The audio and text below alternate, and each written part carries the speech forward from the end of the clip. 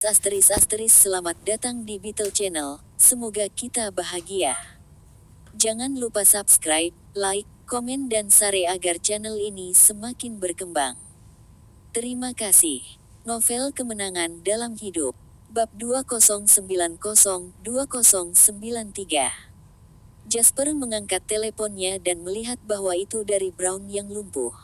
Jasper, Adele, dan aku bertaruh untuk melihat berapa lama Half the Harbor Langdon bisa tinggal di Harbor City kali ini. Jasper mengangkat alisnya dan berkata sambil menyeringai, "Oh, sepertinya kamu peduli dengan rubah tua Half the Harbor Langdon." Brown yang lumpuh berkata dengan nada tenang, "Tentu saja, dan menurut berita yang saya dapatkan di sini, untuk menstabilkan pasar keuangan di Amerika Serikat, Soros, bersama dengan beberapa keluarga besar lainnya, meningkatkan leverage sebesar 30 hingga 50 kali, dan juga menurunkan ambang batas pinjaman untuk merangsang konsumsi. Meskipun tampaknya ekonomi telah pulih untuk sementara, sebenarnya, itu sama saja dengan memuaskan dahaga dengan racun." Jasper melengkungkan bibirnya dan tersenyum. Soros adalah orang yang sangat ambisius, dan dia selalu berkomitmen untuk memperpendek ekonomi Summerland. Hanya saja mungkin ada cara yang lebih lembut dan efektif, tetapi dia terlalu bersemangat dan selalu berbicara cara yang tidak biasa. Jika terus seperti ini, saya berani menyimpulkan bahwa dalam 2 tahun, akan terjadi krisis subprime mortgage skala besar di masyarakat Amerika Serikat. Sejak akhir abad terakhir, ekonomi Amerika Serikat berada dalam keadaan stagnasi. Namun, pasar domestik mereka besar, dan setiap konflik internal sangat serius. Karenanya, itu hanya bisa memicu konflik antar negara, atau bahkan memulai perang untuk mengalihkan perhatian dan menghasilkan banyak uang. Kali ini, dia mencoba menggunakan perang keuangan untuk mempersingkat Summerland, tetapi dia menembak dirinya sendiri di kaki dan dipaksa untuk menandatangani gencatan senjata. Beberapa keluarga papan atas di Amerika Serikat harus kembali ke negara mereka untuk menangani konflik internal mereka sendiri. Brown yang lumpuh mendengar apa yang dikatakan Jasper dan mengangguk setuju, "Ya, analisismu benar. Selama perang keuangan ini, baik Morgan dan keluarga Rothschild menderita kerugian besar.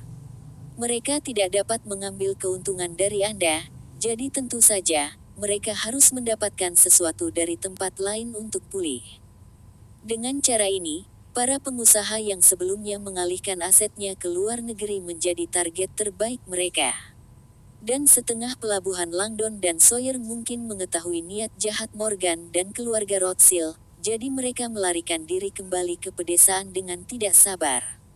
Namun, untuk dua keluarga besar ini, bagaimana bisa cukup menggunakan sarana untuk merebut milik orang lain? Tentu, langkah selanjutnya adalah memanfaatkan orang-orang. Setelah mengatakan ini, Brown yang lumpuh tersenyum menghina, menggelengkan kepalanya dan berkata, "Sebuah negara yang sepenuhnya dikendalikan oleh modal akan runtuh cepat atau lambat. Jika akan ada krisis subprime mortgage skala besar di Amerika Serikat dalam waktu dekat, maka mereka pasti akan memperluas perang ke dunia luar. Jika tidak berhasil pada saat itu, akan ada krisis keuangan lain.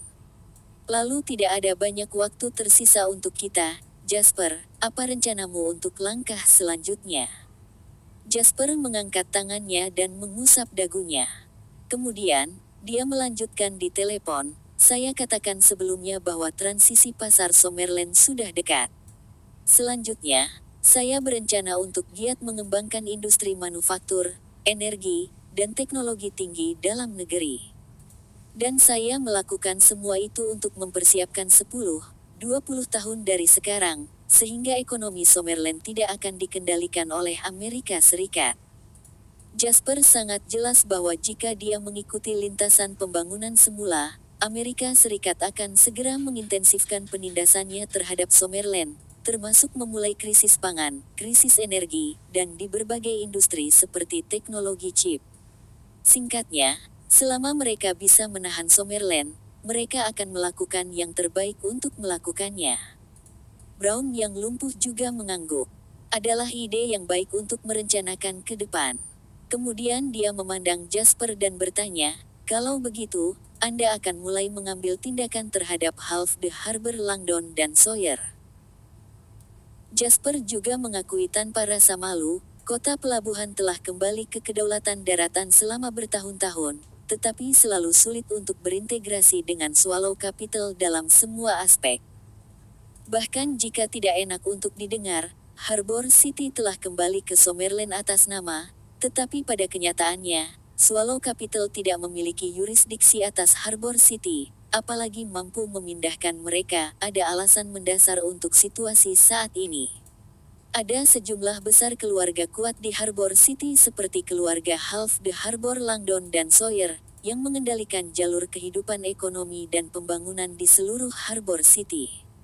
Untungnya, hukum selalu menentang mereka. Kali ini Zachary akan membiarkan putranya menikahi Jill dan itu juga mengirimkan sinyal ke dunia luar, jika Jill menikah dengan keluarga mereka, itu tidak hanya akan sesederhana dua orang menikah, tetapi juga pernikahan antara Swallow ibu kota dan Harbor City, yang akan mengikat hubungan antara kedua tempat tersebut menjadi semakin tak terpisahkan. Setelah mendengar ini, Brown yang lumpuh menunjukkan senyum penuh arti di wajahnya. Jadi kamu pergi ke Harbor City kali ini untuk menambahkan lebih banyak bahan bakar ke api untuk hukum. Benar, sekarang terserah hukum untuk memanfaatkan kesempatan ini, kata Jasper sambil tersenyum. Dia melihat keluar jendela. Perasaan musim gugur terasa kuat di taman dan segerombolan lebah beterbangan mengumpulkan madu. Itu selalu sangat santai dan nyaman untuk berbicara dengan orang-orang pintar. Kota pelabuhan. Langdon Manor ramai hari ini. Sementara itu, Half the Harbor Langdon kembali ke sini 3 hari yang lalu. Kemudian, dia mengirim undangan ke keluarga kaya di seluruh Harbor City tanpa henti, mengundang mereka ke Langdon Manor untuk menghadiri pesta hari ini. Dikatakan bahwa dia telah pergi begitu lama dan dia ingin berbicara tentang masa lalu dengan semua orang, tetapi sebenarnya, itu hanya untuk mengirim sinyal ke dunia luar, bahwa dia, Olyo, telah kembali. Di Harbor City, dia masih menjadi Olyo yang sangat berkuasa di dunia bisnis, dan tidak ada yang bisa menggantikannya. Di luar Manor, mobil mewah berkerumun, dan para tamu tiba secara berurutan. Pada saat yang sama, kedua putra Half the Harbor Langdon secara pribadi melayani para tamu di pintu.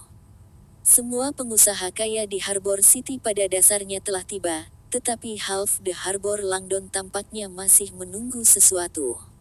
Pada saat ini, Zachary datang kepadanya dengan segelas anggur dan menyambutnya dengan senyuman. Ten, Langdon, lama tidak bertemu. Saya pikir Anda tidak akan pernah kembali ke Harbor City lagi, tetapi saya tidak berharap Anda kembali begitu cepat. Kata-kata Zachary agak tidak menyenangkan. Meskipun tidak senang dengan itu, setengah pelabuhan Langdon tidak bisa menunjukkannya di wajahnya. Ten, hukum, kau lucu. Bisnis keluarga saya ada di Harbor City dan Summerland. Saya baru saja pergi ke luar negeri dengan keluarga saya berlibur beberapa waktu yang lalu. Sekarang setelah liburan berakhir, tentu saja saya harus kembali. Lagi pula, aku sudah lama tidak bertemu denganmu dan aku sangat merindukanmu, Tuan Lau. Setengah nada Harbor Langdon agak memancing pikiran ketika dia mengatakan itu, tapi Zachary acuh tak acuh. Haha, jadi Anda kembali tepat pada waktunya, Tuan Langdon. Kedua lelaki tua itu tampak seperti musuh yang cemburu satu sama lain ketika mereka bertemu. Udara di sekitarnya tampak seperti bau asap mesiu. Hehe, Tuan Lau, kamu cukup bangga akhir-akhir ini. Saya mendengar bahwa Anda dan anak itu Jasper menjadi pemenang besar dalam krisis keuangan di Harbor City, Half the Harbor Langdon berkata sambil tersenyum. Zachary memiliki ekspresi tenang dan acuh tak acuh di wajahnya, dan dia berkata sambil tersenyum, Tuan Langdon, kamu lucu. Jika bukan karena Anda dan keluarga Anda pergi berlibur ke Amerika Serikat pada waktu itu, kami mungkin tidak akan mendapatkan keuntungan besar ini. Pada akhirnya, Saya juga ingin mengucapkan terima kasih karena telah membantu kami mencapai ini. Setelah mendengar ini, mata Half the Harbor Langdon sedikit menyipit. Tidak ada ekspresi di wajahnya, dan dia tidak menanggapi kata-kata ini. Sementara itu, di luar Langdon Manor, tamu baru datang. Beberapa Rolls-Royce yang diparkir bersebelahan di pintu gerbang rumah dan awak media langsung berdatangan untuk mengambil gambar. Sayang, ini dia, ayo keluar dari mobil. Jasper turun dari mobil terlebih dahulu. Kemudian, dia mengulurkan tangan dan membantu Wendy, yang mengenakan gaun potongan ekor ikan emas. Gaun ini berasal dari koleksi terbaru di Milan International Fashion Week, dan ketika dipadukan dengan riasan Wendy yang sederhana dan elegan serta temperamennya, dia menjadi pusat perhatian semua orang segera setelah dia muncul. Lihat, bukankah itu Wendy Schuller, Presiden JW Group? Kudengar dia dan J. Langdons dan keluarga Atticus di Harbor City berselisih satu sama lain. Saya tidak menyangka bahwa kali ini, dia akan datang dari daratan untuk menghadiri pesta penyambutan Half the Harbor Langdon. Hehe, apa yang kamu tahu? Tidak ada musuh abadi di antara para pengusaha ini, yang ada hanya kepentingan abadi. Bahkan jika kemarin musuh bertemu dengan kecemburuan, demi keuntungan, mereka dapat berjabat tangan dan berdamai keesokan harinya. Apa perseteruan antara Wendy dan J. Langdon dibandingkan? Seorang pria paruh baya di satu sisi berkata dengan bercanda. Begitu kata-kata ini diucapkan, orang-orang di sebelahnya segera setuju dengannya. Tepat ketika Jasper meraih tangan kecil Wendy dan hendak berjalan ke Langdon Manor, mobil lain berhenti di pintu dan Jude tiba. Setelah dia turun dari mobil, dia melihat Jasper dan Wendy di depannya, jadi dia dengan cepat berlari ke depan untuk menyambut mereka sambil tersenyum. Lain, Nona Schuller, lama tidak bertemu. Horton. Jasper memandang Jude dan bertanya dengan ragu, "Mengapa kamu ada di sini?" Jude berkata dengan senyum licik, "Saya mewarisi sebagian besar pasar real estate dari Half the Harbor Langdon ketika dia menarik diri dari daratan sebelumnya. Meskipun ini tidak diberikan kepada saya oleh Half the Harbor Langdon, sekarang setelah dia kembali dari Amerika Serikat, saya harus secara pribadi datang kepadanya dan berterima kasih padanya." Saat Jasper melihat senyum jahat Jude, bagaimana mungkin dia tidak mengerti apa yang dipikirkan pria ini. Dia tidak datang untuk berterima kasih kepada Half the Harbor Langdon, dia jelas datang untuk membuatnya marah. Namun, Half the Harbor Langdon pantas mendapatkannya sekarang karena dia telah jatuh ke dalam kesulitan ini. Bahkan tak seorang pun dari daratan berani datang kepadanya dan menyombongkan diri. Jadi Jasper bertanya-tanya bagaimana perasaan Langdon setengah pelabuhan nantinya. Jasper berkata dengan ringan, "Oke, pestanya akan segera dimulai. Ayo masuk." Oke, Lain, Miss Schuller, tolong." Setelah Kaiden mendapat kabar bahwa Jasper dan Wendy telah tiba, dia bergegas ke Half the Harbor Langdon untuk melapor kepadanya. "Ayah, Jasper, dan Wendy ada di sini." Mendengar ini, Half the Harbor Langdon tidak terkejut sama sekali. "Saya menunggu mereka datang. Ayo, ikuti aku keluar untuk menemui mereka." Separuh pelabuhan Langdon berkata, mengubah ekspresi wajahnya, lalu berjalan keluar bersama putranya, Kaiden. "Haha, Tuan dan Nyonya Len datang jauh-jauh ke Harbor City. Kehadiranmu membawa cahaya ke tempat tinggalku yang sederhana." Jasper berkata sambil tersenyum, "Tuan tua, Anda sudah sangat tua, tetapi Anda masih berlari keliling dunia seperti ini. Saya pikir Anda akan pensiun di Amerika Serikat kali ini, tetapi saya tidak berharap Anda kembali secepat ini. Ini juga pesta spesial, jadi bagaimana aku bisa melewatkan kesempatan seperti itu?" Wendy di samping juga melanjutkan, "Ya, kali ini kami juga membawakan hadiah kecil untukmu, Pak Langdon. Kami harap Anda menyukainya." Dia berkata sebelum melihat kembali ke asisten di belakangnya. Asisten itu segera mengerti dan membuka sebuah kotak indah di tangannya di depan Half the Harbor Langdon. Di dalamnya ada ginseng berusia 500 tahun dengan semua akar dan rambut utuh. Pada pandangan pertama, itu adalah ginseng kelas atas yang sangat baik, sehingga segera menarik perhatian banyak orang yang hadir. Langdon, ginseng ini memiliki efek memperpanjang hidup seseorang, jadi saya akan memberikannya kepada Anda. Saya harap Anda bisa menjaga diri sendiri. Lagi pula, dunia bisnis Summerland tidak dapat berlanjut tanpa bintang yang bersinar sepertimu. Jasper mengatakan ini sambil tersenyum. Namun, senyum itu tidak mencapai bagian bawah matanya. Di sisi lain, pernyataannya terdengar tidak berbeda dengan kutukan bagi Half the Harbor Langdon. Kaiden di samping menjawab, "Huff, jangan khawatir. Ayah saya dalam keadaan sehat, jadi Anda tidak perlu khawatir. Namun, karena Anda di sini, Anda masih menjadi tamu keluarga saya. Silakan masuk." Banyak tamu mengunjungi Langdon Manor hari ini, jadi setengah pelabuhan Langdon tidak memusatkan seluruh perhatiannya pada Jasper dan Wendy. Setelah bertukar beberapa kata salam, dia pergi untuk menjamu tamu lain. Pada saat ini, Zachary membawa Henry dan Anna. "Wendy, aku tidak menyangka kita akan bertemu lagi secepat ini. Saya mendengar bahwa JW Group berencana untuk berkembang di industri informasi baru-baru ini.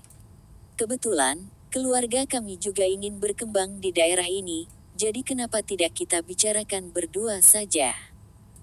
Setelah mendengar ini, Wendy melirik Jasper dan mengangguk sambil tersenyum.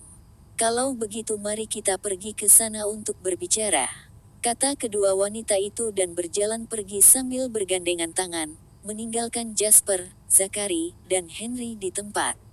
Setelah kedua belah pihak saling menyapa, Zachary berkata sambil tersenyum, "Jasper, sepertinya apa yang kamu harapkan benar.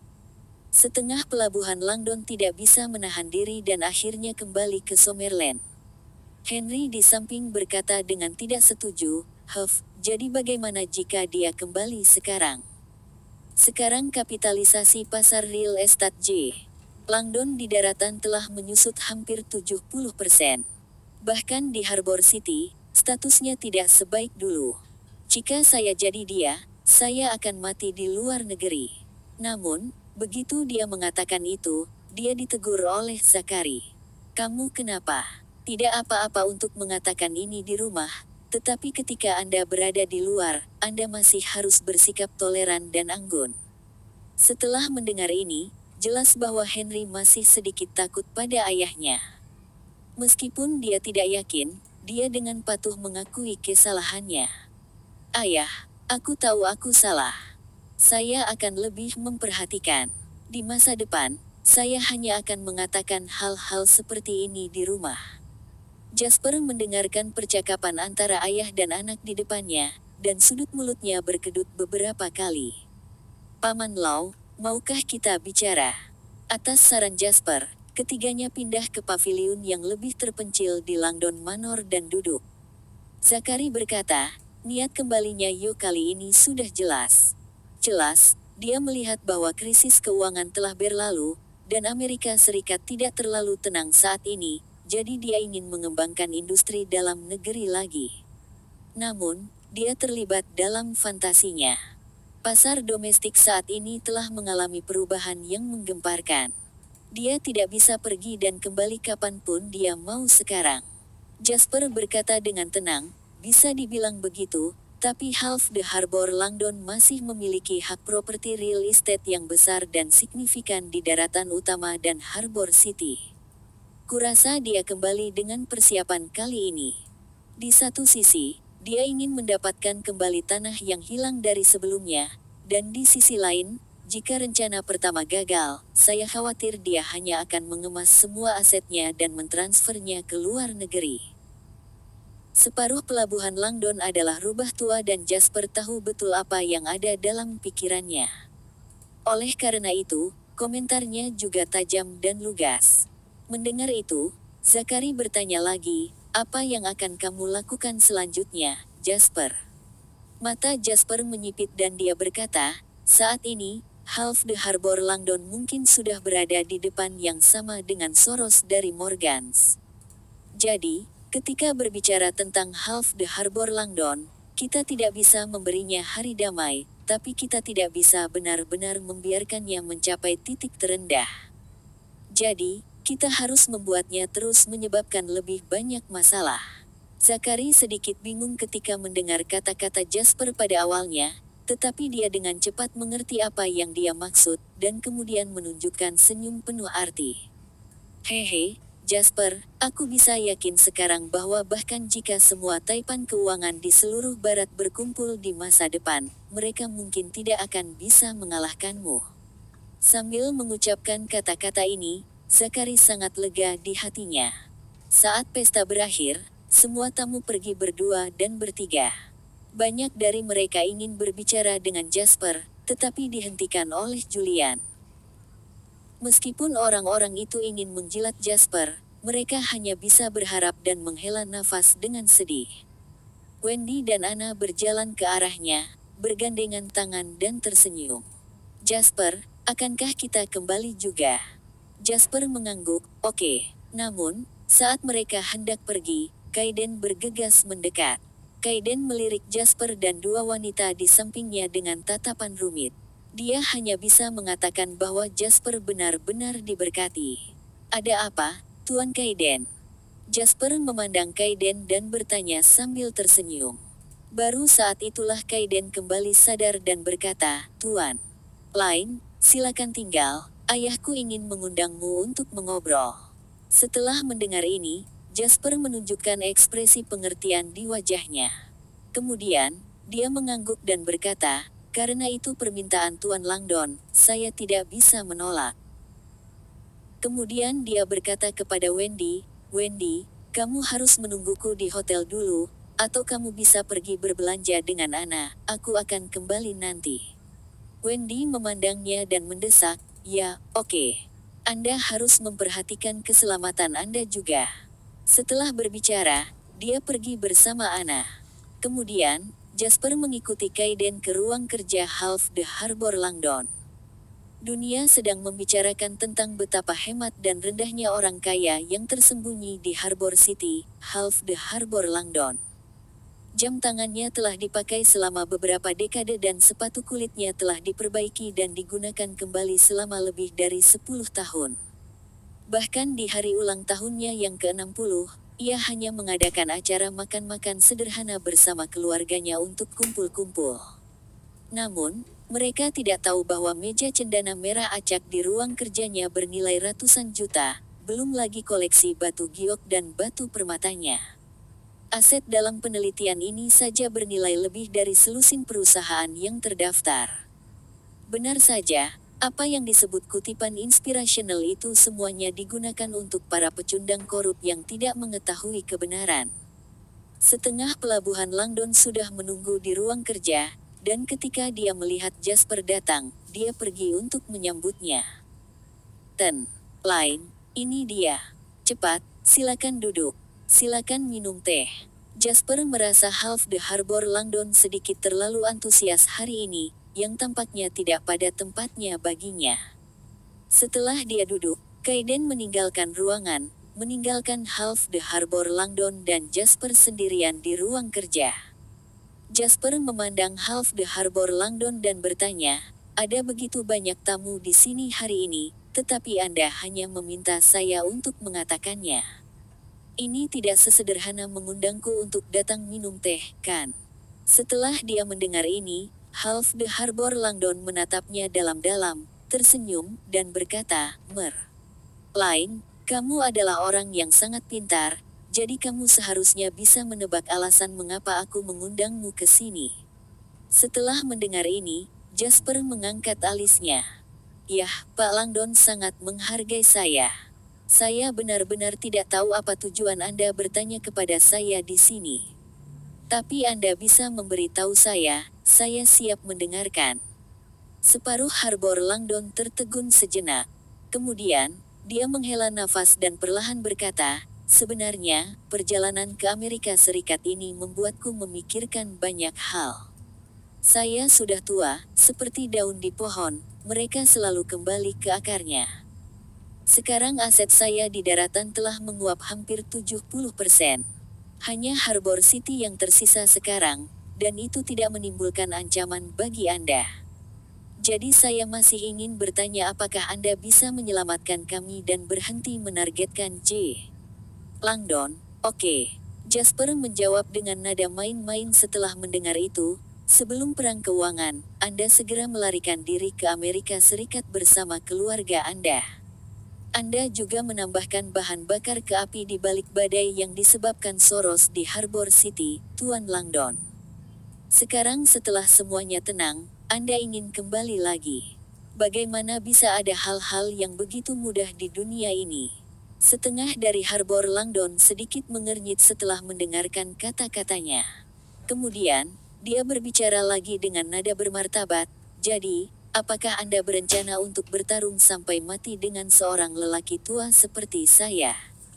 Hehe, tentu saja tidak. Jasper tersenyum dan menggelengkan kepalanya. Separuh pelabuhan Langdon memandangnya dengan curiga. Lalu apa sebenarnya yang kamu katakan?